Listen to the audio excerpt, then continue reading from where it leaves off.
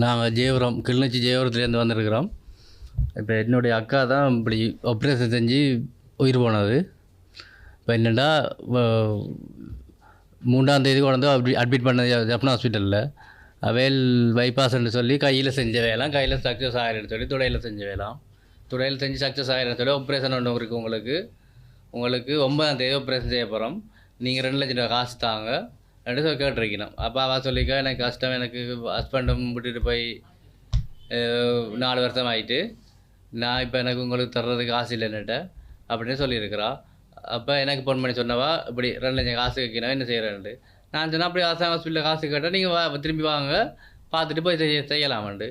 திரும்ப ஒரு கொஞ்சம் நேரத்தால் ஒரு 2 ஹவர் கழித்து சொன்னவா ஃபோன் பண்ணி இப்படி 50,000 ரூபாய்க்கு சாமான் கேட்குறாங்கன்னு சொல்லி, 50,000 சாமான் கேட்குறாங்கன்னு சொல்லி இப்போ இந்த சரி என் கவர்மெண்ட் சொல்லி தம்பி அனுப்பி நான் வந்து வாங்க வழிக்கிட்ட 30,000 ரூபாய் சாமான் வாங்கி கொடுத்துட்டு சொன்னவையெல்லாம் 9ஆம் தேதி உங்களுக்கு ஆப்ரேஷன், 8ஆம் தேதியே ஆப்ரேஷனுக்கு எடுத்துருக்கணும் கவர்மெண்ட் இருக்கணும். திடீரென்று சொல்லி இரவு 10 மணிக்கு பிறகு சாப்பிட வேணாம்னு சொல்லி இதாண்டுட்டு இப்போ இந்த விடிய சொல்லிக்கணும் 6 மணிக்கு போல் அம்மா நீங்கள் இடியப்பமும் டீயும் கொடுங்கன்னு சொல்லி. அப்போ அம்மா கொடுத்துருக்குறா, அம்மா டீயும் இடியப்பமும் கொடுத்துருக்குறா. அவள் சாப்பாடு இப்போ இந்த இதாண்டுட்டு இப்போ இந்த ஒரு 8 மணியை போல் வந்து சொல்லிக்கணும் பிளேண்டி ஒன்று கொடுங்காண்டு. பிளேண்டி கொடுத்துட்டு இப்போ இந்த திரும்ப வந்து சொல்லிக்கணும் உங்களை 10 மணிக்கு எடுப்பினா உள்ளுக்காண்டு. 10 மணிக்கு எடுக்கல, 12 மணிக்கு எடுப்பினோட 12 மணிக்கும் எடுக்கல. இப்போ வந்து சொல்லிக்கணும் உங்களை 1 மணிக்கு எடுப்பினோம், 1 மணிக்கும் எடுக்கல. 2 மணிக்கு வந்து கூட்டிக்கொண்டு போயிருக்கணும், 2 மணிக்கு கூட்டிக்கொண்டு போயிருக்கணும். கூட்டிக்கொண்டு போயிட்டு அம்மா வழியை விட்டுட்டு அவள் தியேட்டருக்கு கொண்டு போயிட்டோம். தியேட்டர் கொண்டு போய் முன்னுக்கு அவன் சொல்லிக்கணும் அம்மா உங்களுக்கு 1/2 மணி நேரத்தில் ஆப்ரேஷன் முடிஞ்சிருமாண்டு. அப்போ அவளுக்கு தெரியாத எத்தனை மணி நேரம் ஆப்ரேஷன். அப்போ அவன் பார்த்து இருந்திருக்கிறா, கொண்டு வர்ற மாதிரியே இல்லை. அப்போ திரும்ப அவாக்கு பிறகு கொண்டு போன ஆக்களெல்லாம் கொண்டு வரையணும். அப்போ அவள் கேட்டிருக்கா எனக்கு பிறகு கொண்டு போகிறாங்களாம் கொண்டு வரீங்கன்ட்டு. இல்லை உங்களுக்கு 5 மணிக்கு கொண்டு விட சொல்லிக்கணும். கொண்டு விட மட்டும் சொன்னால் அம்மாவுக்கு தெரியாது பெரிய ஆப்ரேஷன் சொல்லி, எனக்குமே தெரியாது பெரிய ஆப்ரேஷன் சொல்லி, சின்ன ஆப்ரேஷன் தான் விட்ட சொல்லிக்கணும். அப்போ இதாண்டுட்டு வந்து பார்த்தா அம்மா டிரைவர் பார்த்துக்கா சரி வேற இல்லை. கடைசி 7 மணியை போல போய் கேட்டிருக்கா, 7 மணிக்கும் சொல்ல இல்லை. கடைசியில் ஒரு 8 மணியை போல டாக்டர் வந்திருக்காரு. அப்போ அம்மா கேட்டிருக்கா என்ன டாக்டர் பிள்ளைய 2 மணிக்கு கொண்டு போனீங்க இன்னும் கொண்டு வரையிலேண்டு. அப்போ அம்மா அவர் சொல்லிக்கார் அவர் ஒன்றுமே காய்க்கலாம், முதுகை தட்டி விட்டுட்டு தடை விட்டுருக்குறேன். அப்போ அம்மா கேட்டிருக்கா என்ன நீங்கள் இப்படி ஒன்றுமே சொல்கிறீங்க இல்லைன்னு சொல்லி கேட்க, இந்த பிள்ளை என்ன கொண்டுட்டீங்களான்னு கேட்க. அப்போ அவர் இதாக பேசாடி இருந்திருக்கார். அப்போ இந்த பிள்ளை செத்தா போச்சுன்னு கேட்க தலையாடிட்டு அவர் ஒன்றுமே கதைக்கலையா, அவர் பேசாடி போயிட்டாராம் விட்டுட்டு. அப்போ அம்மா வந்து உள்ள குடிக்கிற காட்டுங்கன்னு சொல்ல அம்மாவுக்கு தெரியாத ஐசியூ குழந்தது, தியேட்டர்லேருந்து ஐசியூ குழந்தது தெரியாது. இப்போ வந்து அங்கே யாரை குடிக்க வந்து ஐசியூவில் விட்டுட்டு இல்லை இருங்கம்மான்னு சொல்லிப்பட்டு உள்ளே போயிட்டு வந்துருக்கணும். அப்போ அந்த செஞ்ச டாக்டர்கிட்ட வந்து அம்மா கேட்டிருக்கா என்ன காட்டு இல்லாட்டி நான் எதாவது செய்வேன்னு சொல்லி அம்மா இதான் இருக்கா அழுதுருக்கிறா, தண்டை தான் அழுதுருக்குறா. உள்ள விடுங்க சொல்லி விட்டு உள்ளே போய் பார்த்தா 8:30க்கே ஆள் டெத் ஆகிட்டு. 8:30க்கே முடிஞ்சது. அம்மா எங்களுக்கு ஃபோன் பண்ணி சொன்னான் அக்கா அப்படி 8:30க்கே செத்துட்டா 2 ஃபோன் பண்ணி சொன்னேன். அங்கே இருந்து இங்கே வர பைக்கில் வந்து நான் 1 மணி அதை வந்துட்டோம். அங்கே வந்து பார்க்க எங்களை விட இல்லை உள்ள வாசல் 2 பேர் செஞ்ச டாக்டர் பேரும் தெரியா எனக்கு. செஞ்ச டாக்டர் வாசல் 2 பேர் சிங்களத்தில் காய்ச்சி வர எங்களை சிங்களம் போகிறாங்க இல்லை பெருசா காய்ச்சி போட்டு சொன்னார் மெஷினில் கொலிவு இருக்கான்ட்டு சொல்கிறார். செஞ்ச டாக்டரும் உள்ளே தான் இருக்கான்ட்டு சொல்லி போட்டு ஒரு 5 நிமிஷம் கூட கதைக்கல எங்களோட காய்ச்சிட்டு உள்ள அந்த டாக்டர் வந்து உங்களோட கதை பேர் சொல்லி போட்டு தான் போட்டுட்டு போயிட்டார். இப்போ நாங்கள் வந்து திரும்ப தண்டு பார்த்தா இப்போ விட இல்லை, எங்களை 1 மணி நேரம் உள்ள விட இல்லை. வெளியே போயினோம் வரையினோம், உள்ளே போயினோம் கதை பூட்டி போட்டு போயினோம். அம்மா சொல்லிட்டா ஏற்கனவே 8:30 செத்துட்டு அம்மா சொல்லிட்டா. எங்களுக்கு 10 ரிப்போர்ட் தந்துருக்கணும், 10 தான் ஆள் செத்தான்னு சொல்லி போலீஸில் இதாண்டு சொல்லி.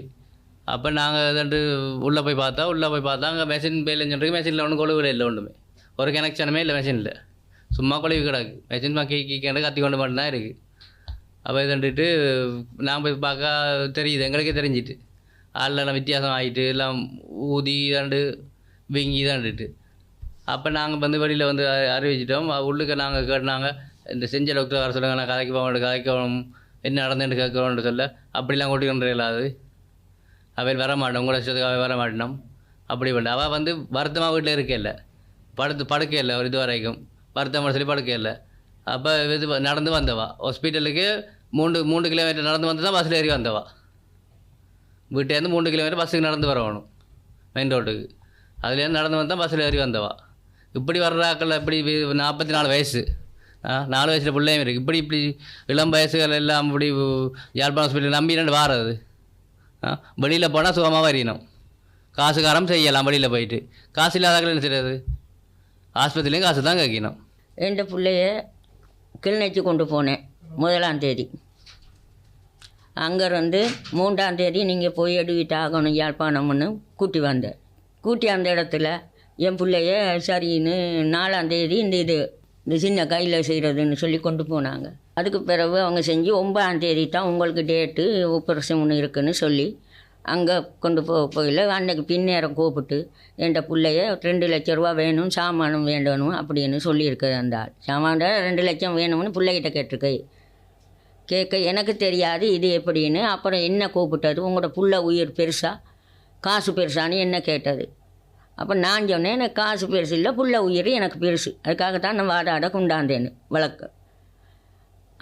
அதுக்கு பிறகு இவர் இல்லை அப்படின்னு கடிதம் எழுதி புள்ள கையில் கொடுத்துருந்து அதை கொண்டாட சொல்லி திருப்பி வெட்டிட்டு 6 சாமான் வேண்டி கொடுக்குச்சு. 6 சாமான் சொல்ல இவ்வளோ கொஞ்சம் சாமான் நாங்கள் எண்ணி பார்க்க 6 சாமான் இருந்தது. அதை வேண்டி தம்பிக்கிட்ட சொல்லி காசு கொண்டாட சொல்லி நான் வேண்டி கொடுத்தேன். அப்போ இவர் என்கிட்ட வந்து உங்கள் கேட்க நான் சொன்னேன் என்கிட்ட காசு இல்லாண்டு தான் சொன்னேன், வேறு என்ன சொல்லணும்னா. பிறகு 2 பிள்ளைய 9ஆம் தேதி தான் கொண்டு போக சொன்னவங்க. 8ஆம் தேதி கொண்டு போகையில் என் பிள்ளை நடந்துட்டு தான் போச்சு.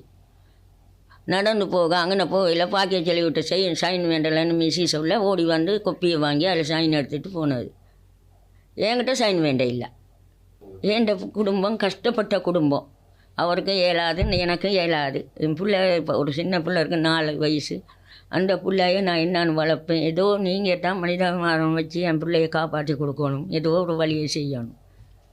இதில் கொண்டு போயிட்டு நீங்கள் 6-7 கொடுக்க போகிறீங்களா, 8 லட்சம் 6 லட்சம், இது நாங்கள் 2 லட்சம் கேட்க நீங்கள் அழுகிறீங்கன்னு அப்படின்னு சொல்லியிருக்காரு பிள்ளைகிட்ட. நாங்கள் கஷ்டப்பட்டவங்க அப்படின்னு பிள்ளை சொல்லியிருக்கா. சொல்ல அந்த கடிதத்தை எழுதி கொடுத்துட்டு திருப்பி பிள்ளை கஷ்டம் நான் தம்பிக்கிட்ட எடுத்து சொல்லியிருக்கா, எனக்கிட்டையும் சொல்லி இல்லை, மயனுக்கிட்ட தான் சொல்லியிருக்கா எடுத்து இப்படி காசு கேட்குறாங்க என்ன செய்கிறதுன்ட்டு. நான் அவங்கக்கிட்ட போகிறதுக்கு அங்கே தனியாரில் செய்ய எங்களுக்கு நான் ஏன் இங்கே கூட்டிகிட்டு வரேன் பெரிய ஆஸ்பத்திரியை நம்பி. கஷ்டத்தினால தானே வந்தேன், என் பிள்ளைய காப்பாற்றி கொண்டு போகும்னு. கடைசியாக பொடியாக கொண்டு போகிறேன் என் பிள்ளைய நான். இன்றைக்கி என் பிள்ளை படுற பாடு ஒரு சின்னது. அம்மா அம்மா அம்மா எந்த நேரம் பார்த்தாலும் என்னன்னு சொல்லிட்டா அம்மா, என் அம்மா தான் வேணும். நான் எங்கே போய் அம்மா தேடி கொடுப்பேன். இதுக்கு உடனே நீங்கள் தான் எதோ பார்த்தேன்ட்டு.